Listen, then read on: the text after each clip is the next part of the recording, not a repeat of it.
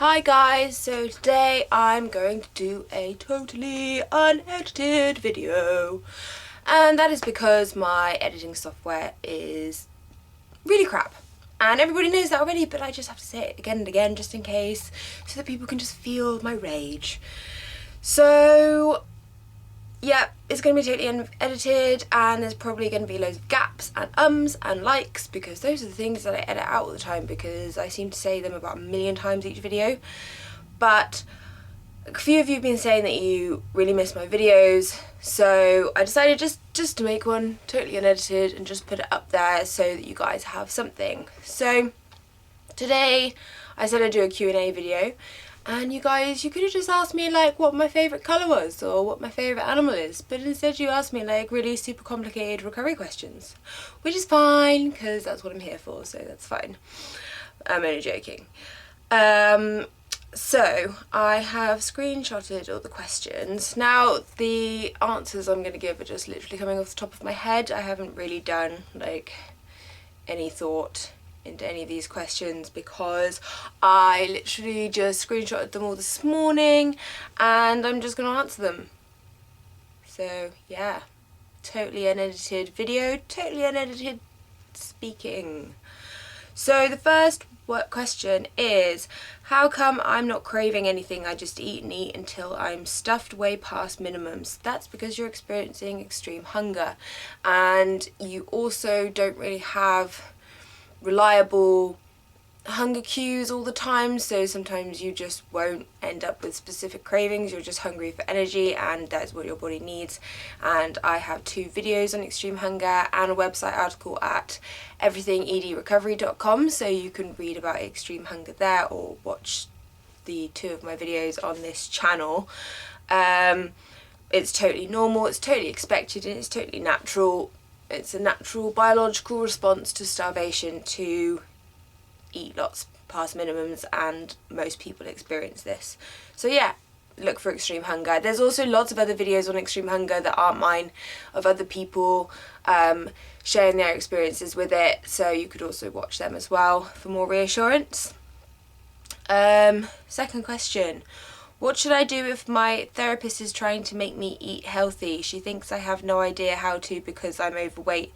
She said she can teach me how to work out properly and lose weight. She thinks that is why I am sort of shy. I don't know what to do. She is kind of convincing me to relapse, but she thinks how I eat my weight is unhealthy. I don't know what to tell her. I keep hearing it and I think she's right. Well, she's not right at all. If you have a therapist that isn't actually helping you move forwards and in fact is helping you move backwards, that is not a good therapist for you. And you need to find another person that can help you in the way that you need help, because regardless of your weight, shape or size, you shouldn't be restricting, you shouldn't be exercising, nobody should be giving you advice to do that, especially if you have an eating disorder where it's pretty obvious that that is the opposite of what you should be doing.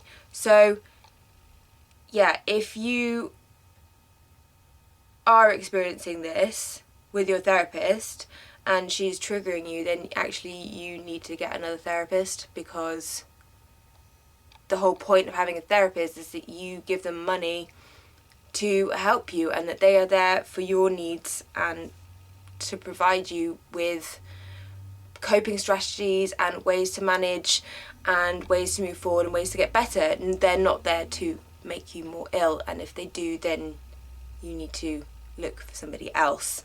I mean, you said she continues to do this, so I don't think it's even worth really talking to her. I mean, you could have a conversation about how this isn't helpful, but it seems that she's focusing a lot on this, and actually I don't know how you would resolve that matter. And also the fact that she said she can teach you how to work out properly and lose weight, that literally sounds like an eating disorder personified. So I really don't think that this is the right therapist for you, and I think you need to find someone who can work with you and work to your needs and your wants and help you like they're supposed to.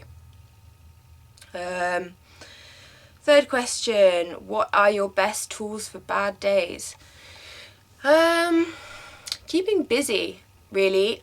Also, I don't usually look at my Instagram, but on my newsfeed I have lots of people who are really positive about food and weight. Body Positive Panda is probably my favourite person that helps me feel more confident if I'm having a bad day with my body, because she's kind of a similar size to me, even though our proportions are different. She's a similar size, and she is so open and confident, and she really helps me feel okay with my body. I mean, I'm doing pretty well. I have been doing well for a while, but obviously I do have my bad days, and I had one of them like a week or so ago. I just had 1 week where I just felt a bit blur, so I was on Instagram and then I saw Body Positive Panda's post, and I don't know, it just made me feel like so much better. And then I took like a super confident picture for my Instagram account of my legs, I think it was, you may have seen it. And I'm Body Positive Pear, if any of you want to follow me there. So yeah, looking at body positive accounts on my Instagram is good. Obviously there are also lots of body positive accounts on Tumblr, and there are websites and stuff like that. My other tools are distraction and keeping busy, so like going out seeing friends, going for a walk, watching Netflix, chatting to people, just taking my mind off the negativity in my head if I am having one of those days where everything's a bit blur. So yeah, basically looking at body positive and food positive accounts on various social media sites, and also feminist stuff as well, because that's really helpful, and also very empowering. And yeah, distraction, so doing stuff that makes me happy. Next question, how did you cope with temptations to relapse during recovery? I wanted to relapse all the time during recovery, and the reason that I didn't was because I had a lot of motivational factors for getting better. So I don't know, if you have a look at my video Reasons to Recover and Reasons Not to Relapse, I made a video about all of my own reasons, and those are literally the things that helped me not to relapse. There were many reasons. I think, I mean, I don't really know how to cover it in this video because obviously I'm not going to read out the whole list again, but basically everything in my life was a motivational factor, because I had so much to lose if I got ill again and so much to gain if I got even better. And when I really thought about it in a logical way, there wasn't anything positive to gain from being ill.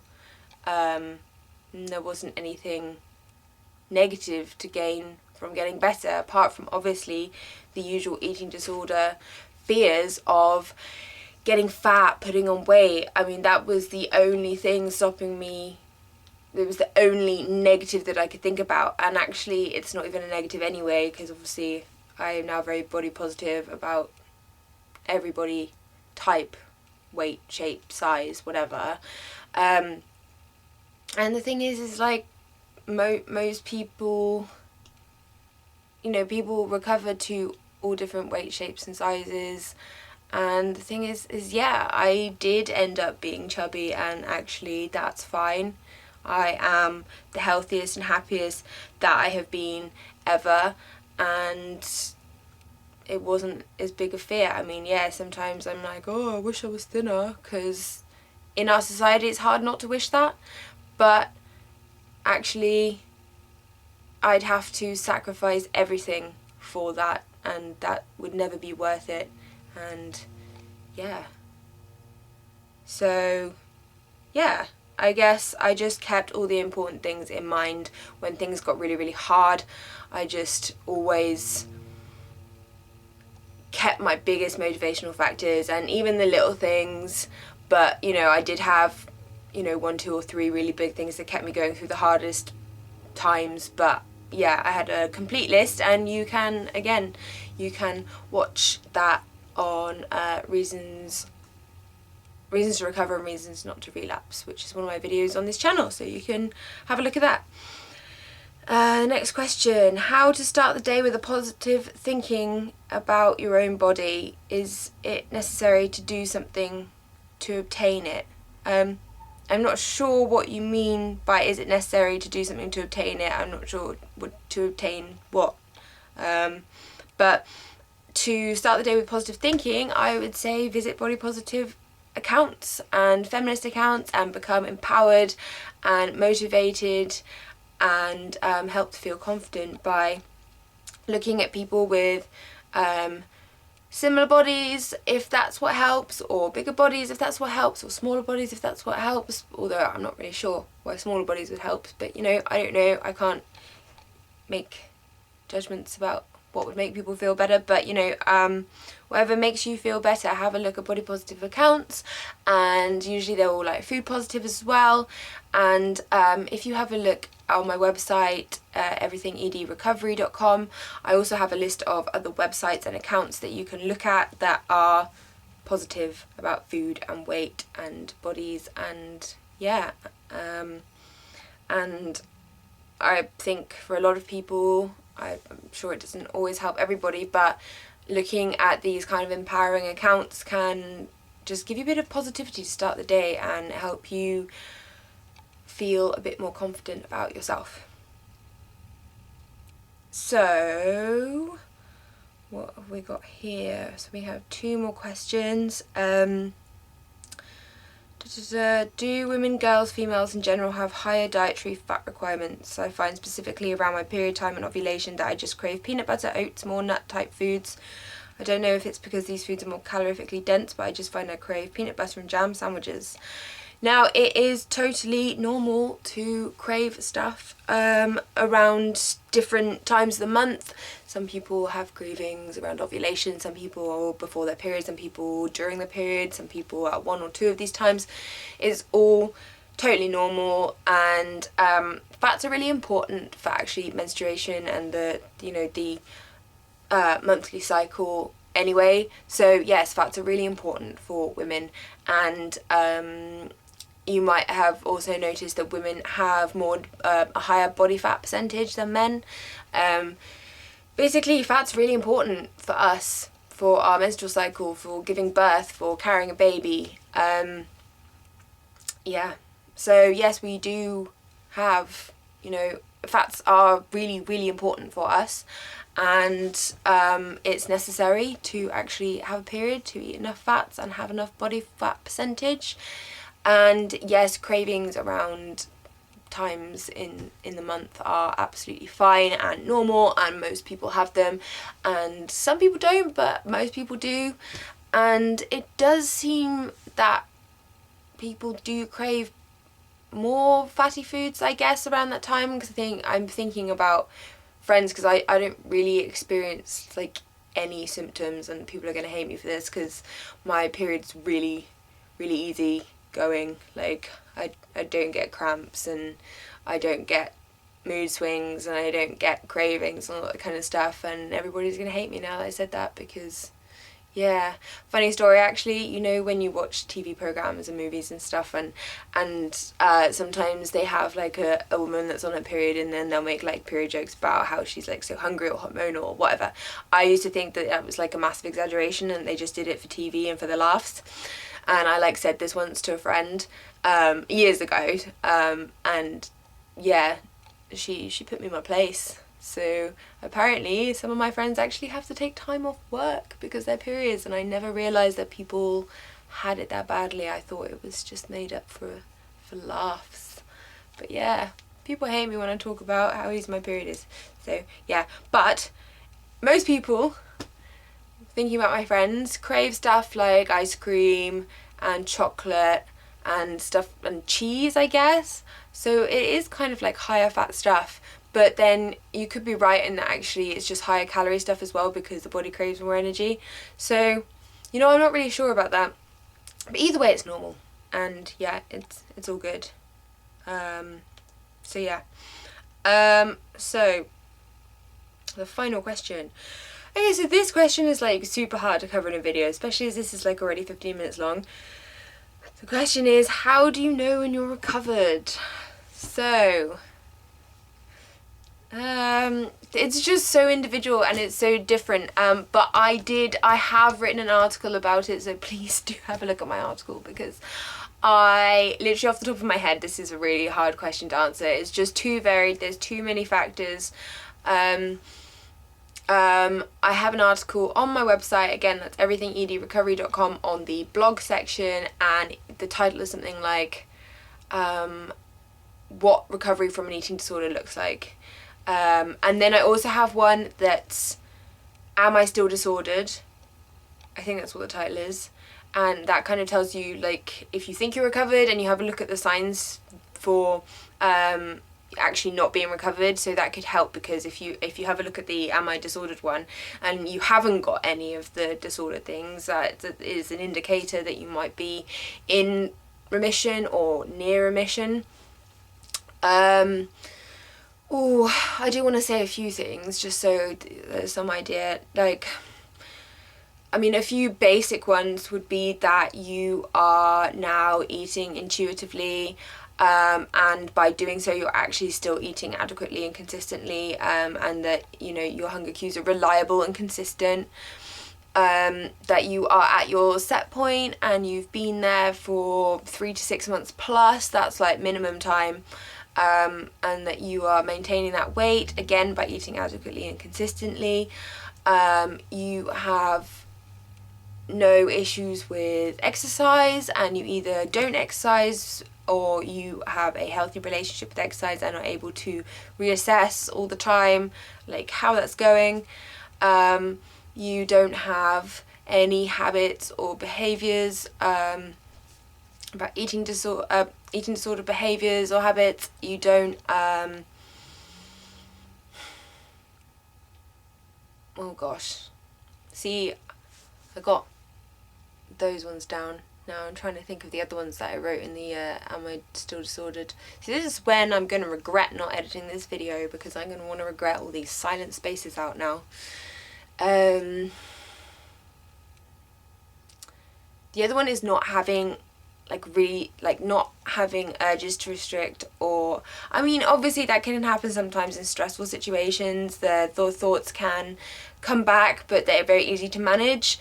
I think the thing to realise is that it's not going to be perfect. Remission isn't perfect. It doesn't mean everything is gone forever. There can be, you know, little voices that creep back in now and again, but the difference is that it's really easy to handle. You just bat it away. You just bat the thought away and it goes away, and that's it. Like, it's very easy to manage, rather than it being really tough and triggering and then maybe responding to it and everything being a real struggle. Thoughts from the eating disorder are really, really easy to manage and just ignore. Another thing is not using, like, justification for eating.